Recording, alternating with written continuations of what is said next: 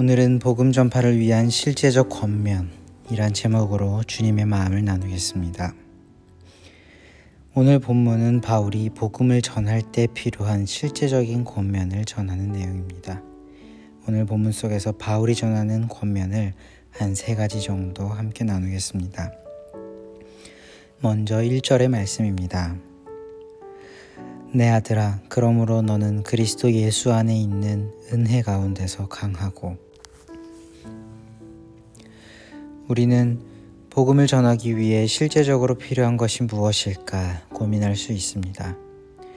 바울은 이에 대해 가장 먼저 강해지라 라는 권면을 남깁니다. 복음을 전하기 위해선 가장 먼저 굳건한 마음이 필요하지 않을까 생각해 볼 수 있습니다. 복음을 전하다 보면 반대와 외면을 어렵지 않게 경험합니다. 그럴 때마다 필요한 것은 단연 꺾이지 않는 마음일 겁니다. 그러나 바울은 이 같은 굳건한 마음, 강한 마음을 인간의 의지로 만들어내라고 권면하지는 않습니다. 그는 분명하게 말합니다. 너는 그리스도 예수 안에 있는 은혜 가운데서 강하고. 세상은 자신의 삶과 자신의 과업을 완수하고자 할 때 자신의 능력을 의지합니다. 그러나 하나님의 자녀들은 불굴의 의지와 투지로 싸우는 사람들이 아니라 하나님께서 공급하시는 힘을 의지하여 싸우는 사람입니다. 우리가 자신의 힘을 의지할 땐 넘어설 수 없는 상황에선 좌절하게 되고 넘어서는 상황에선 자만하기 쉽습니다. 그러나 하나님께 의지하여 싸운다면 아무리 막막한 상황에서도 좌절하지 않을 용기가 생기는 것이고 넘어서는 상황에선 오히려 감사와 겸손을 잃지 않게 되는 것입니다. 우리는 단 한순간도 하나님 의지하기를 잊어버려선 안 됩니다. 다음은 2절입니다. 또 내가 많은 증인 앞에서 내게 들은 바를 충성된 사람들에게 부탁하라. 그들이 또 다른 사람들을 가르칠 수 있으리라. 바울은 자신이 디모데에게 전한 복음이 다시금 충성된 사람들에게로 이어질 수 있도록 전하라고 가르치라 권합니다. 이 말 속엔 바울의 자신감이 묻어 있습니다. 우리는 불확실한 이야기나 부끄러운 이야기를 할 때 흔히 속삭여 말합니다. 은밀하게 말하는 것이죠. 그러나 많은 사람 앞에서 큰 소리로 외칠 수 있는 이야기는 그만큼 확실하고 떳떳하며 자신 있는 이야기라는 의미입니다. 바울은 디모데에게 내가 많은 증인 앞에서 너에게 말했고 이것을 충성된 자들에게도 전해주라고 권합니다. 내가 전한 복음은 확실하고 자신 있는 것이니 너 역시 확신과 자신감을 가지고 복음을 전해주라는 의미가 녹아있다라고 볼 수 있습니다. 사람들이 거짓말쟁이에게 속는 이유는 거짓말쟁이의 말이 자신 있어 보이기 때문입니다. 거짓말을 진짜처럼 말한다라는 의미입니다. 이 점에선 거짓말쟁이의 말도 때로는 사람을 움직이는 힘이 있는 겁니다. 하물며 우리는 거짓이 없는 진리를 전하는 사람입니다. 그럼에도 불구하고 우리가 자신 없는 목소리와 태도로 말한다면 듣는 이는 그 말을 진리라 생각하지 못할 겁니다. 오히려 거짓말처럼 듣지 않겠습니까? 우리에게 필요한 것은 우리가 가진 복음에 대한 분명한 이해와 자신감입니다. 끝으로 3에서 7절입니다. 3절만 읽겠습니다. 너는 그리스도 예수의 좋은 병사로 나와 함께 고난을 받으라.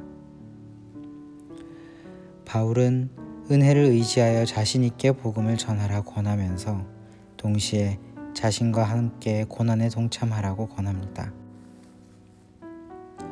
이는 복음을 전하는 일은 결코 쉽지만은 않은 길이라고 미리 경각심을 심어주는 것 아니겠습니까? 그러나 이는 단순한 경고라기보단 디모데의 마음을 더욱 굳건하게 세워주기 위한 어떤 그러한 선배의 의도가 담겨 있는 것이라 생각해 볼 수 있을 것입니다. 복음을 전하는 이들이 기본적으로 기억해야 할 것이 있습니다. 복음을 전하는 일은 본질적으로 저항을 받는 일이라는 점입니다. 성경은 모든 사람이 죄를 범하여 그 아래에서 종노릇한다고 증언합니다. 그런 세상 속에서 영혼을 죄에서 해방시키고 구원하는 일엔 저항이 생길 수밖에 없습니다.